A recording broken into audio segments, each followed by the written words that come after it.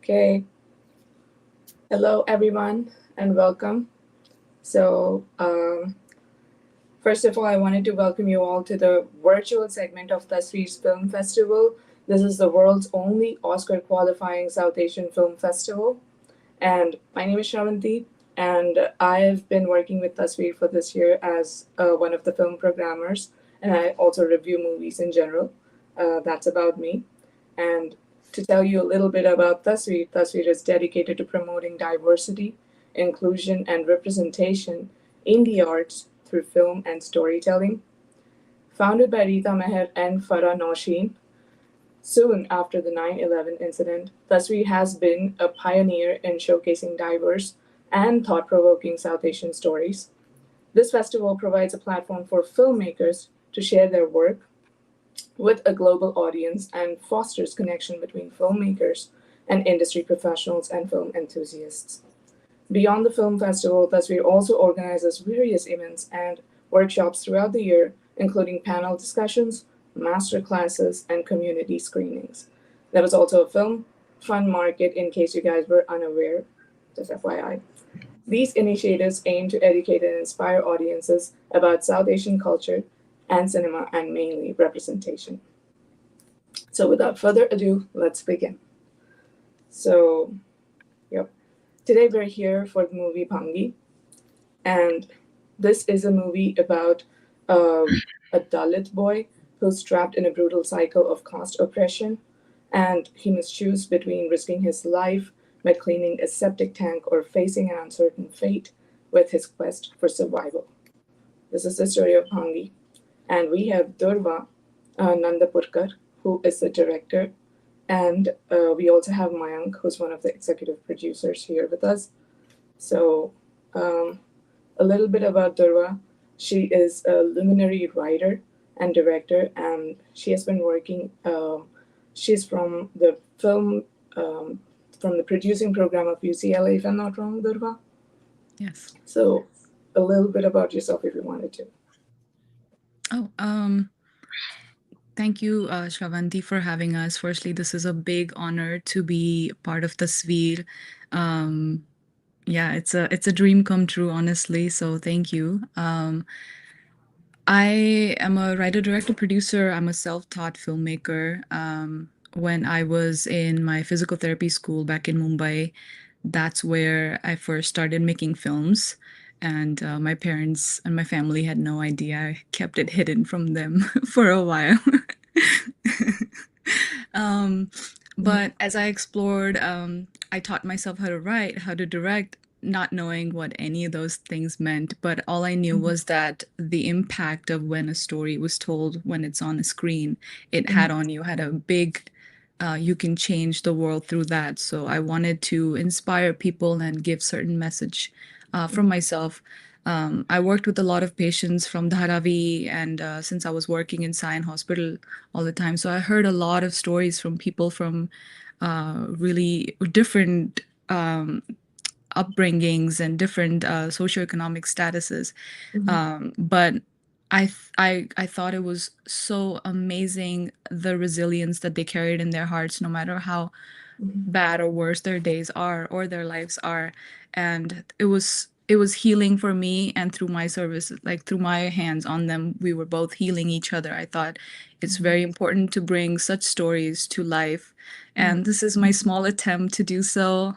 And yeah, and I am here with you guys. And I did attend UCLA for a producing program where I actually learned how to produce and be part of the whole film industry. Still learning.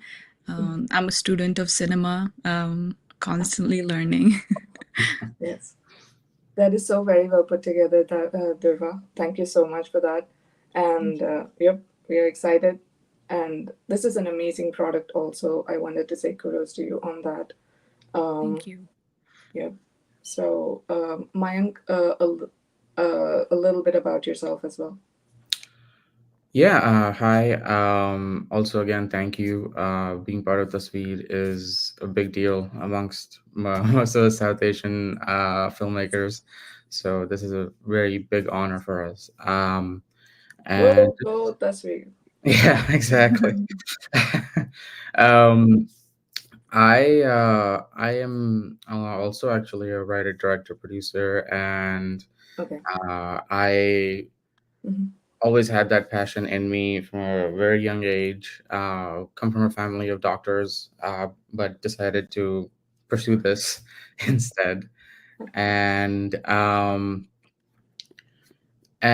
basically, I Mm-hmm. went to film school at New York Film Academy and got Great. my master's there. And so I have some background in that, but like at the end of the day, we're always learning. We're always learning new things. You can only Mm-hmm. learn so much from school. Everything comes from practical Mm-hmm. application. So yeah, that's just a little bit about me. There's a lot more to it, but I don't want to take up too much time. So No problem. Thank you so much, Mayank. And yep. First of all, one of the audience statement to this, I just wanted you to know. Looking forward to this on thought-provoking film on a critical social topic. Yep. oh This is wow. very important. I wanted to start off by one first question, Durva. Was this a long shot? Like, was this captured in one take, or how was that done? Yes, ma'am. Yes, it was a one-shot film. Mm-hmm. So from the beginning to the end, it's one shot. We did take.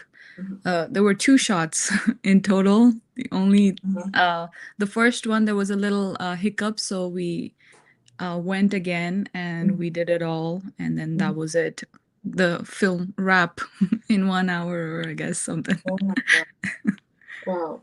I mean, was this something that you did before, or was this the first time? How was that?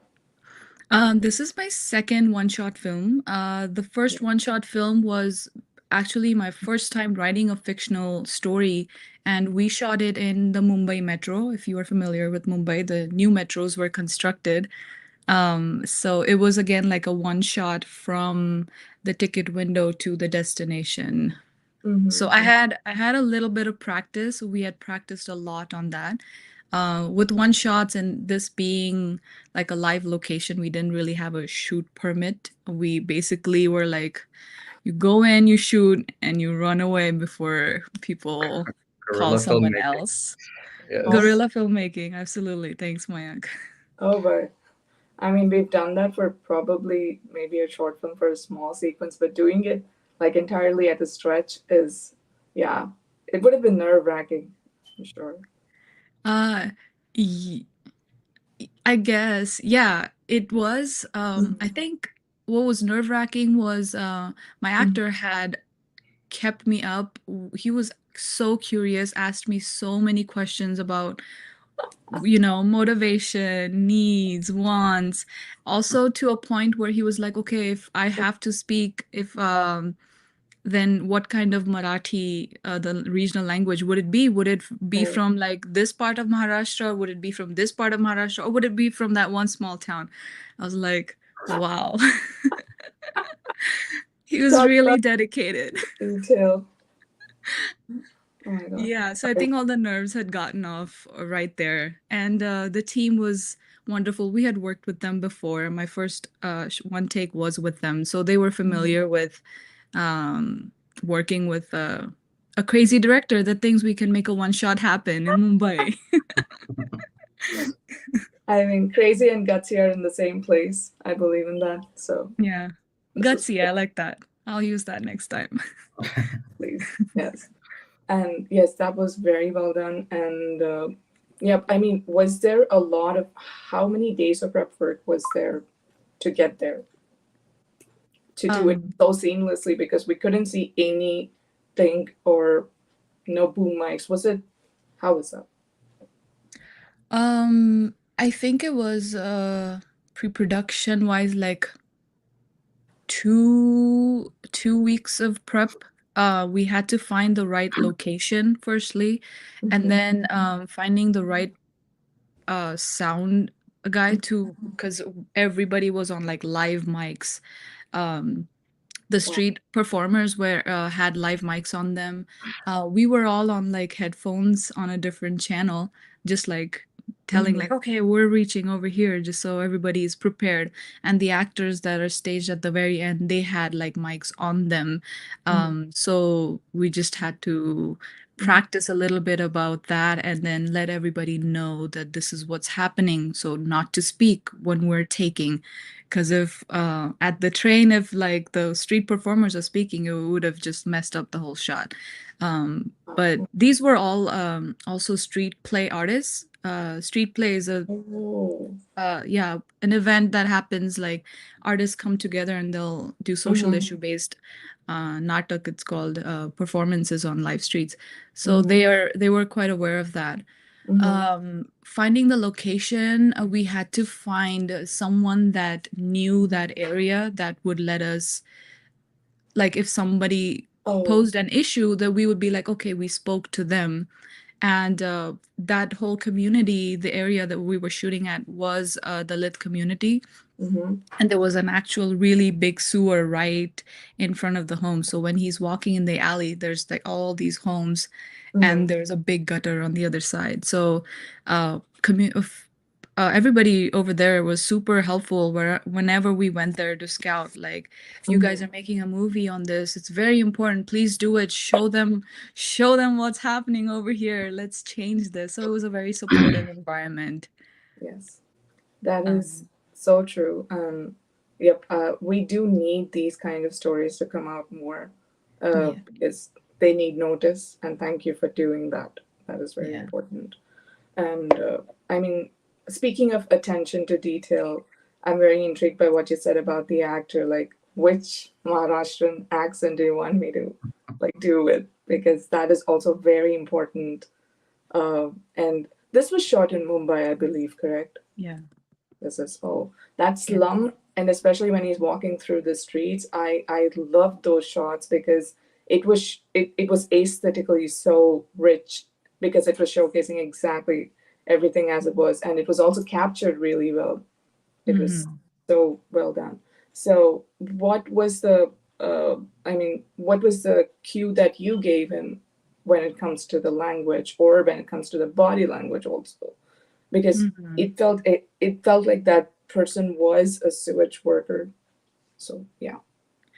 Um, I know me and him talked a lot about, because his the character is a graduate, so he shouldn't be doing what he's. But because of the way the social system is arranged in the government, like if a manual scavenger's father, like a manual scavenger who works for as a safai karmachari, if he passes away, his seat is held so someone in the family can take that Right. and continue, which is good in its way. But Mhm. unfortunately, the job that you have to do is of this kind. Um, all of our cast and crew are from lower castes, so I think we're all aware of the gravity and the responsibilities that come on top of our shoulders, and that we just have to do it. So it was trying to peel layers and find authenticity and just being who we really are, to Mhm. just bring that out. With that being said, I also allowed him, like, Mhm. he doesn't really speak at all.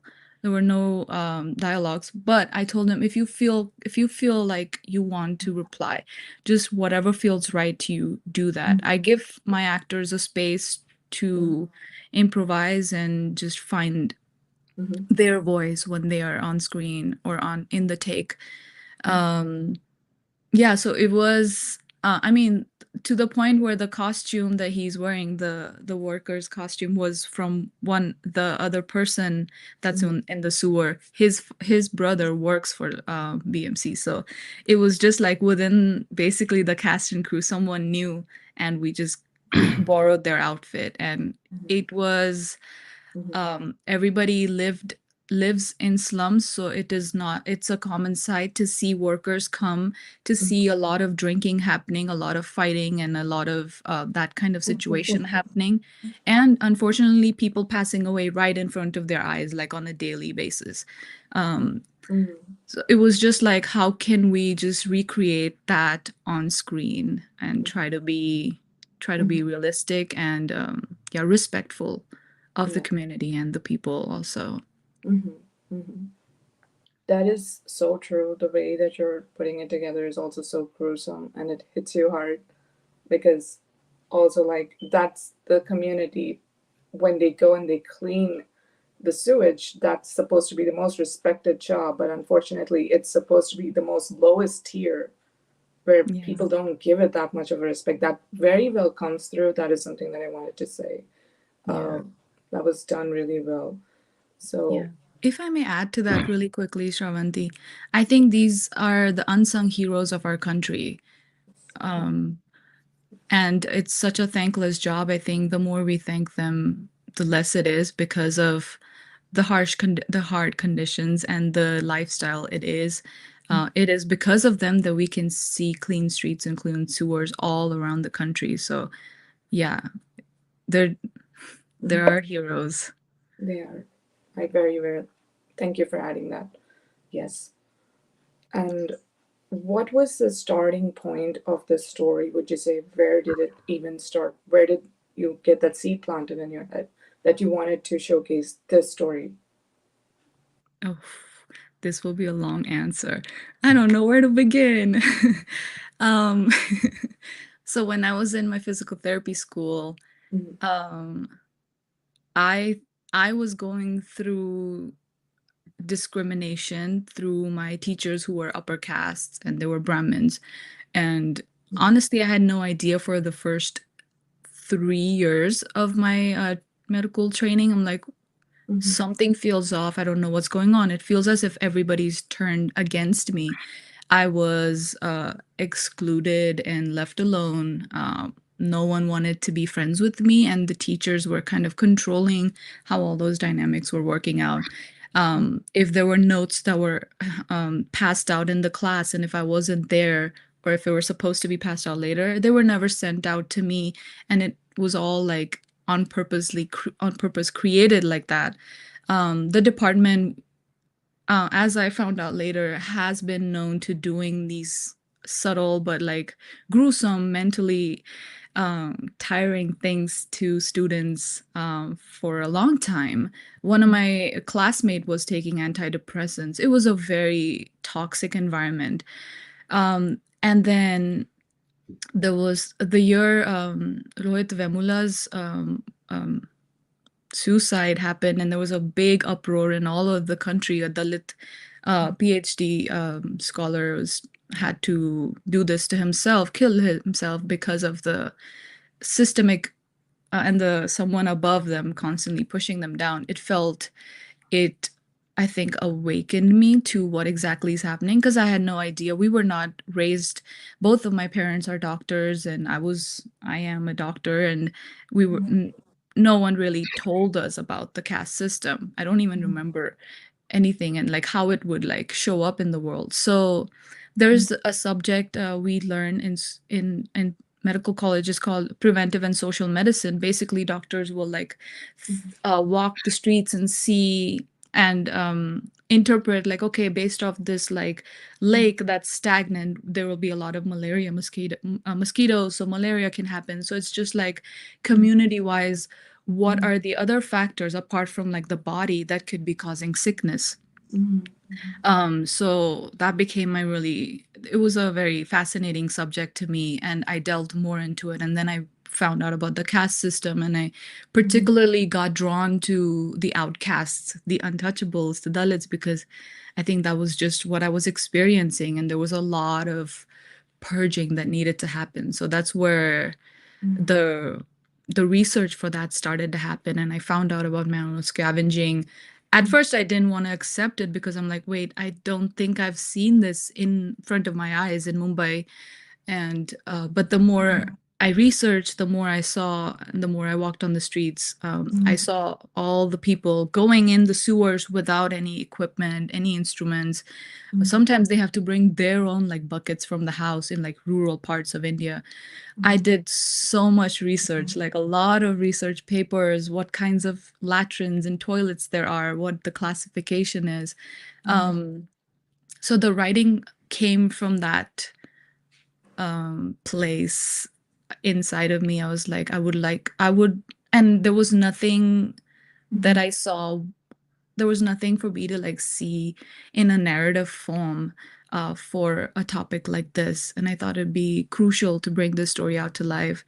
And that's where that started. And then spent a lot of time like creating like tonally what the film would be, story wise, went through a lot of drafts, just create had a like I used to carry like a whole folder of like printouts and like Greek mythologies, this that, so much research and studying. And even Mayank would know, like during the edit process, we were in edit for like 2 months. We were still figuring out like what to put at the end just to incite the right feeling in the audience, like what is the crucial statements to put in there. My uncle was very patient with me as we went through a lot of changes.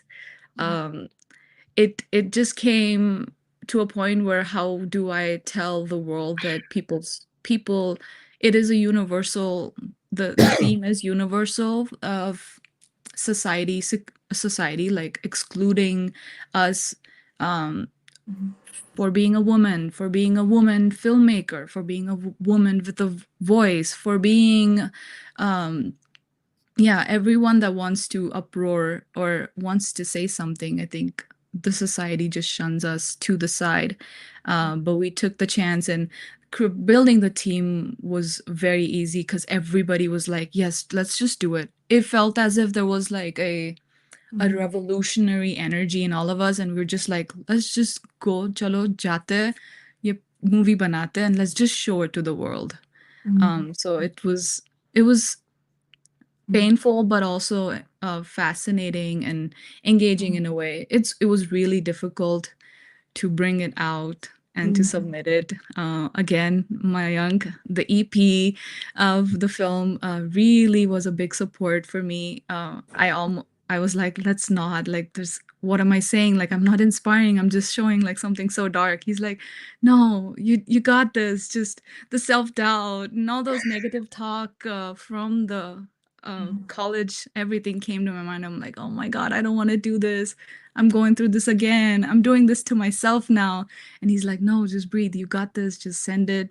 Just believe in yourself. You just do it. Yeah. So does that answer the question? It does. And it is so, I mean, it hits you in the face when you're talking about a lot of things when you were in your med school. And I mean, I couldn't have imagined what would have went through a person just trying to do their, studies and yeah, I mean, it's unfortunately even there so ingrained, even in a medical field, you would imagine it to be so progressive. But Yeah. when I'm hearing about it, I was literally like, what? That, and the decision to actually make it come through like this is, I don't know, you're resiliently putting your story through. And I can, like you said, it might feel like I'm just showing something so brutal, so subtly, but that's what happens. And the one of the beauties of this film is that it doesn't have many dialogues, but whatever few are in there, they just hit you hard. Like when this person just walks in, he's like, "Where are you?" And he used that MF word, and he's like, that's how they're treated, unfortunately. Yeah. Right. Yeah. And maybe in a medical profession they don't do it so brutally, but even if they're doing it just like not passing the notes when you're not around, it says a lot. Yeah. And I'm so inspired just by hearing about that. Thank you. It means a lot to hear that. It's very supportive. Yeah, and another thing is that it was all on like a very low budget, shoestring budget, just out of the pocket. Like, hey, I can only get the camera and the sound and the rest, a little bit of food on set. And it's just going to be a half day of shoot anyway. But I would particularly, I want to mention Charan Jadhav. He's a social activist and he's written a bunch of books, and he is a Dalit a folk singer. So I think that without him, the film wouldn't have landed as hard as it lands. That song he literally wrote the like tomorrow's the day, like the day before. So we were in that same location. We were just making our faces familiar to the people, and we were doing like, okay, from which area should we make the actor walk and stuff. So Chalan comes and we give him chai, and he sits in a corner in a really small like chai wala's small place. He sits in a corner table. I think 2 hours, 1.5 hours. I'm not sure. Jalan can correct me later. But he writes the song, and then I know it was we were walking back to the train station. We didn't cross the railway lines, just so everybody knows, don't do that. It's very dangerous. We were walking on the street, and then we went to the entrance. But as we were walking, I think he already had the lyrics, but he was waiting on like what rhythm or like the tune. Yeah, tune.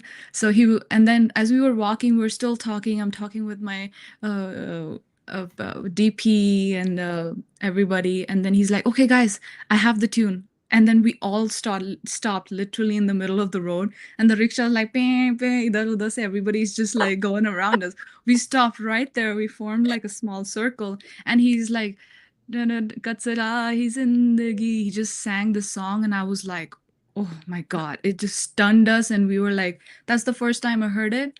And the second time was on set. And he's won a bunch of awards, and he does a lot of community work for lower castes. And yeah, this film wouldn't have been as powerful without his contribution. Truly blessed to have him.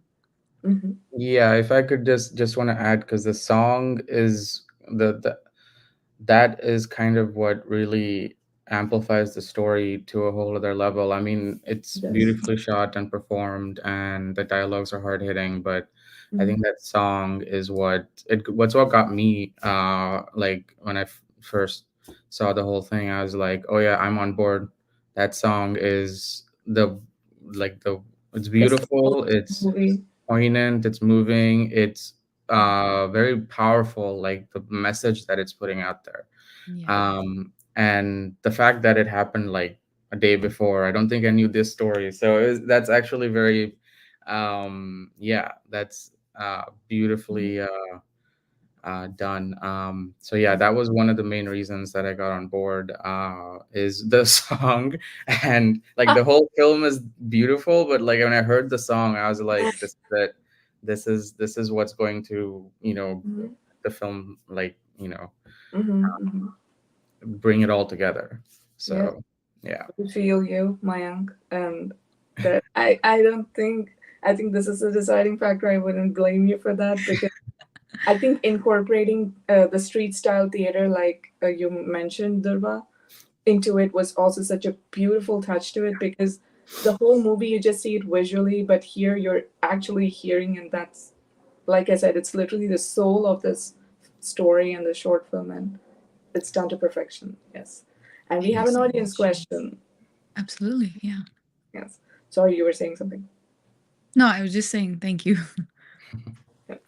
So, are you currently working on a new project? And if so, does it also deal with a social issue? Okay. Yeah, I have. There's two particularly two projects that are very close to my heart that I am actively working on.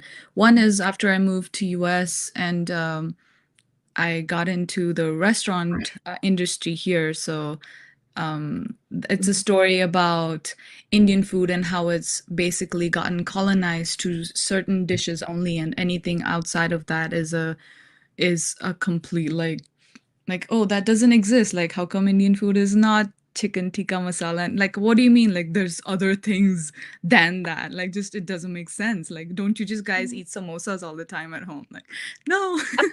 So it'll be told it's a dark comedy. It'll be like, I want to make people laugh and then think about like also that we're more than just those three things. And the other a really great question, by the way. Thank you so much for asking.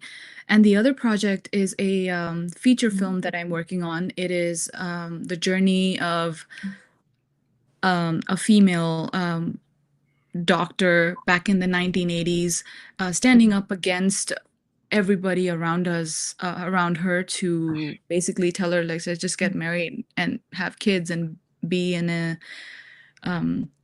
abusive marriage. But she stands up in her own feet and is supported by women nurses. It's a doctor's story. It'll be in a rural health center in India. So that's the feature film that I'm working on, and would love to have people, if they're interested, would love to do talk about that. It's a project that's very close to my heart. My mom is it's my mom's story, and she's the first doctor, the first woman to actually even study so much in the whole family, and just the struggle that she had to go through, which still, when I travel to India, there's still so many girls that the more educated they are, the more problematic they are to get married off or just to be living independently in a society. So it's still a very big thing that women still don't get educated because of they're scared. So that's the issue that I would want to talk about. It feels very, I mean, it feels so intriguing hearing about them already. Yeah, I'm excited for your future projects. And yes, Thank you. and yeah, I mean, anything in terms of the challenges, like, I know you spoke about some of them, like the sounding issues and some of them, but I know they were getting into a physical, real septic tank, right? So, It was not a septic tank. It was just a normal gutter. So the septic tanks, there's different shapes. Like the rectangular ones are like, they're good. The septic tanks would be like round and stuff. So they were good. We had opened them up, and they were all clear. The production designer and us, like, we actually spent a long time trying to clog them, but um they're so good at their jobs. You just like, you just can't you can't clog them. We tried everything, and I'm like, but visually I wanted him to like be submerged, but I can't. We just right. can't. Mhm, And then I had to like take a deep breath and just mhm, come like beyond the film, and I literally just like touched the ground, like, wow, thank you for doing this incredible job. Like, Mumbai is known for constantly being flooded, but to actually see that um how much work and how good they are at what they do, I just thanked them. And for, yeah, that was one of the biggest challenge, like on set. But right. sorry, was that the question? I'm sorry, I jumped in. That Okay. was the question. Yes. And yeah. Um, Mhm, I mean, to answer that question from like a post perspective, I mean, people think that, oh, it's one shot, then editing there isn't much because you already have a shot. You're not really cutting or whatever. But honestly, editing is more than just cutting. So it's like when I came on as EP, I our Madhouse Entertainment came on as EP. I saw like the first version of it, and it was good, obviously. But I was like, this could be better. Like, as my editor's mind always goes, and I'm like, this could be much better. The color scheme could be better. The palette could be better. We can add some of these elements to it, and all this kind of stuff came. So I was like, so for me, though, the challenge was that there's a brutality to it. There's a gruesomeness to it. Where's the hope? mhm, And because even the song is beautiful, but it's also very tragic. It's not really a hopeful song. So I as a filmmaker and Madhouse Entertainment as the company, we believe in telling hopeful stories. Mhm. So um, I was like, well, let's add something to augment this, and that's where the statistics and all that came into play. Isn't like the hope is that with all this information, the people that watch it can Mhm. help do something about it or be aware of it and the information that goes out there. So Mhm. it's for me, that challenge was, how do we do that? How do we get that hope out there in such a tragic story? And I think that's the kind of the thing that we did, of like adding some stats at the end that are important, but then adding that last bit, which was, it's our responsibility um, Mhm. to get, what is it, get rid of manual scavenging. I forget the exact Oh, thing, but it's our responsibility to yeah. So like it's basically, because that was one of the challenging elements, Mhm. and just figuring out, we went through so many different things, where to put the statistics, where to, you know and all that stuff. But yeah, so like just from my perspective of what the challenges are, I knew one challenge that we wouldn't have is for people to be interested and see this film, because it's a beautifully done, beautifully made film, Mhm. and thought provoking, and the Mhm. story is very important. So that was one challenge I knew we wouldn't have, is like, if we put this out there, if we put it in festivals, people are gonna want to watch it. So Yep. that was not a concern. Mhm. So yeah. That is so true, because even when we're looking at films, when it's like for Tasveer and everything, we look for what innovatively is any story bringing to the table. And in terms of innovation, it's like, even if it's a story already told, what is the perspective or what is the point that is underlining? And this particular point of caste discrimination is, and especially Dalit people, like pushed into that field to work because there's no other choice. The cycle just keeps repeating, and that's very important, and that's very, very nicely coming across. So that's very well done. Thank you. Thank you. And we also have another audience question. Um, for a young filmmaker, what do you recommend? Where should they even begin from? For someone like them who hasn't been to film school yet. Well, I haven't been to film school. So I There you go. think if there's a story that is uh that you want to tell, I would say just start writing it. Mhm. Um and find, I think it depends. Film is a very film is the ultimate like collaborative um experience. Like you have to have amazing set of artists, and you have to also believe what input that they are bringing.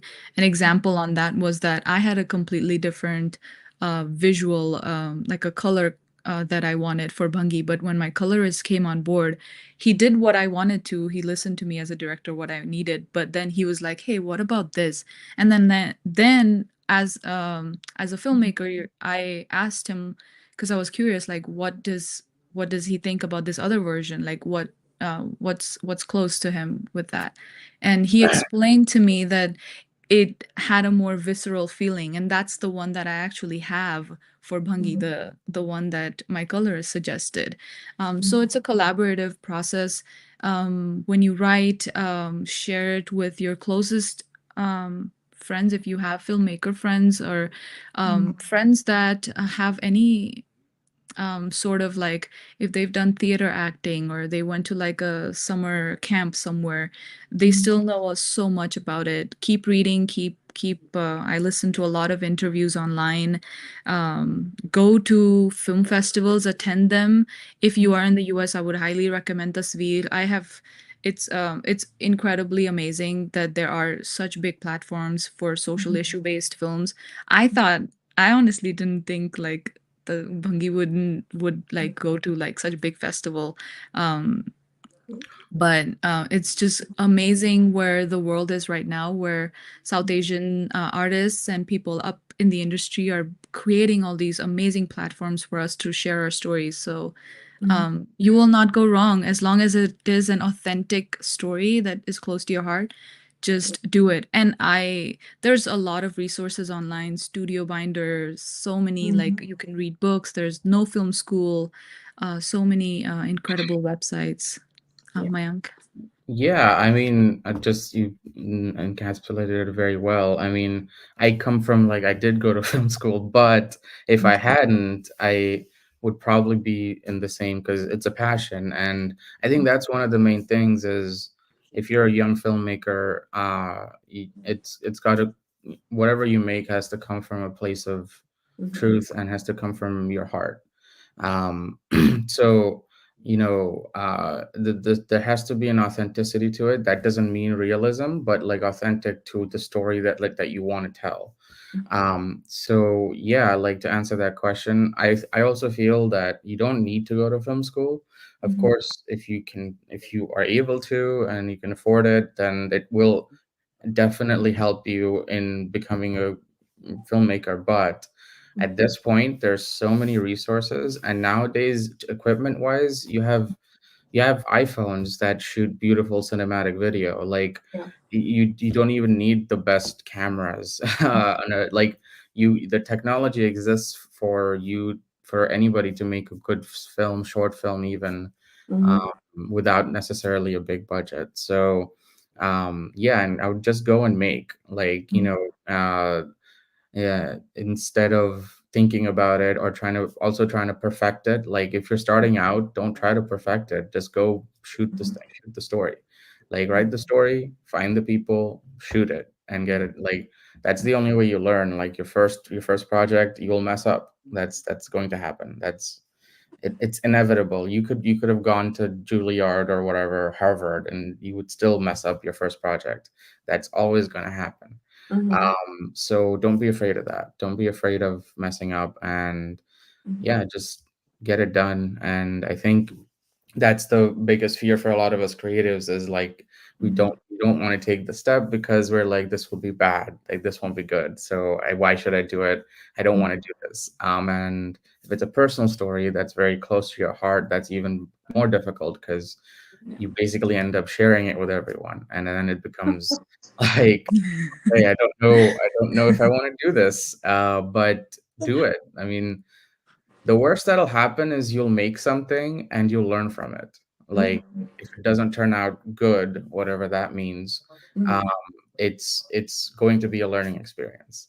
So either which way, you get something positive out of it. So yeah, if you're a young filmmaker, uh, you should just begin from writing, writing from your heart, and just go out, use your phone, use your like if you have a DSLR camera, use that, use anything that's there and shoot it. You know, you a lot of people will help. One other big advice I tell other filmmakers is don't be afraid to ask. Like if you want a grocery store and you have a neighborhood store, don't be afraid to be like, hey, I'm making a short film. Could I for like I don't know 20 minutes just like put a camera here and do this thing? Yeah. I mean, you'll be surprised how many people will be like, sure, do it. And if they say no, you go to the next person. Like, don't be afraid to ask. Like, that's the thing. Like, you'd be so surprised. Yeah, that how many people will just sometimes if you say you're making something, they're just excited. They're like, "Ooh, I'm gonna be. Can I be?" I'd be like, "You can be in the movie. You can be the store person. There you go." So don't be afraid to ask. You'll People will want to help, as Durva mentioned with Bhangi. Like she went to the community and they were very helpful. And one thing I don't think you mentioned is in that one shot, Nagaraj, who plays the lead, uh, isn't the only actor in that beginning shot.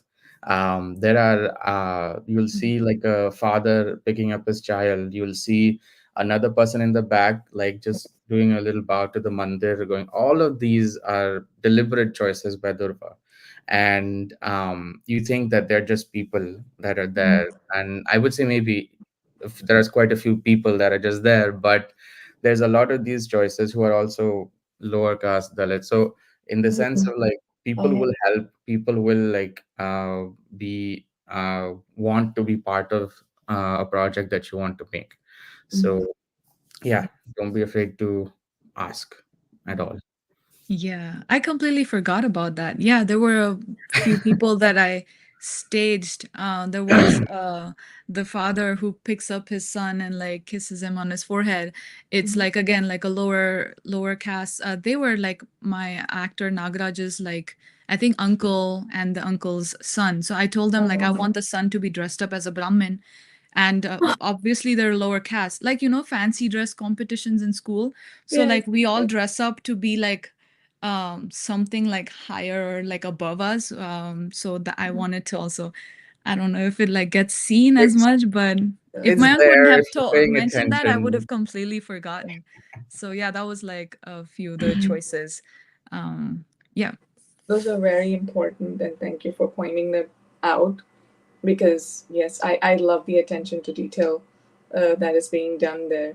And yep, I do love the 2 points that you brought forth, Mayank. One is you're putting your story in front of everybody. There will be judgments, there will be people who bash it up. They'll, I mean, it's like putting your baby up there. Don't be afraid to do that. And also, two, don't be afraid to ask. Yeah. That I love those 2 points that you brought forth. Also, the details are so important, and I love that you're thinking on those lines, Durva, because that's important. There are some people who take pride in costuming to this day. You don't have to. I mean, if you're not born in that, you're born in something else. What Yeah. happens then? Yeah, Yeah. Yeah. just as simple as that. But I love how you're putting it forward. And yes, equality, inclusion. That's what Tasveer is known for, and that's what Tasveer is like has been trying to fight off, like representation mainly for South Asians. And yes, we need stories like this. Thank you very much. Um, Yes. and if we had time, yep, okay, we do have 5 to 7 minutes left. Um, Um, can I quickly shout out to a few people? Unless, Shravanti, if you have something to say, please. no, no, please go ahead. Debra. I want to thank, I'll start from descending order. I want to thank Salman Alam Khan. He was one of the Tasveer Film Fund's finalists for last year. It was because of his constant pushing, I even dared to submit to Tasveer. So I really want to thank him. Thank you, Salman. And we collaborated on a project together, which will be possibly sending to we will be sending to Tasveer soon. But without his support and constant nagging, I wouldn't have dared. I think the certain like negative voices in the head still like take a lot of power, and you kind of like, no, I don't think film's good enough to go here. But um it he was like, no, the film is good, like just send it, just send it, just send it. So I want to thank Salman. I want to thank my entire cast and crew, my DP Satish. This is all of my short films have been. He's my DP. He's my go-to person. I can be crazy and just all sorts of moods, and he will handle it, and he will bring, and he will listen to the story. I have to narrate stories to him. He doesn't read scripts, so I have to narrate this story, and he will just, then I leave it all up to him. He will just shoot. Thank you, Satish. Thank you, Nagraj. Thank you, um, Sunil. Thank you, Anand, the creative head. He was really helpful in finding the location, finding a few key collaborators for the project. Thank you so much, Jigisha. The sound design, let me tell you, we didn't really talk about it, is that this film took a long time because I was not able to find the right sound designer, because there was a lot of things I wanted. The sound, the audio journey of the film went through so many people, and then Mayank, thanks to you, like he suggested Jigisha, and then she's the one that worked on the sound design, and she created this amazing, powerful soundscape. Thank you so much, Jigisha. And thank you, Rutuj, for coloring the film. And I loved the version that you brought on board. Thank you, Mayank, the editor, for being so patient. We have so many different trigger words. We were doing so many things, like 2 months of just like, and then we cut everything like, name, let's just begin anew. So thank you for being patient and for being coming on board as the EP. And seriously, thank you, Tasveer team, Shailaja, Rita. I was there in person. It was Antarpreet. Oh my God, such wonderful, wonderful people. To be around South Asian community and women filmmakers, it just really filled my well. And I'm just so full of love. And thanks to you too, Shravanti. You're welcome. Thank you very much. I mean, it was an honor actually being here, interviewing you guys and getting to know the nitty gritty details of what happened behind the scenes. And it's a wonderful story. And yes, we need more stories. The whatever you talked about, Durva, please keep working, keep doing what you're doing. You have no idea. There's someone getting inspired somewhere. So yes. Absolutely. Thank you. I will. Thank you. And thank you, Mom and Dad and family and friends for joining. I see a few of you here. Thank you, sister. Oh, my dad's here too. Yeah. Yep. This person is doing awesome work, so please be proud, everyone. Yep. Thank you. And also a shout out to Tasveer. Yes. Yep. So I guess if we did not have anything else, I have a lot of questions left, but guys, I don't want to end. But yeah, it's time. And yeah, All right. thank you. Thank you. Thank you, Thank you. Tasveer. Thank you so much. Thank you.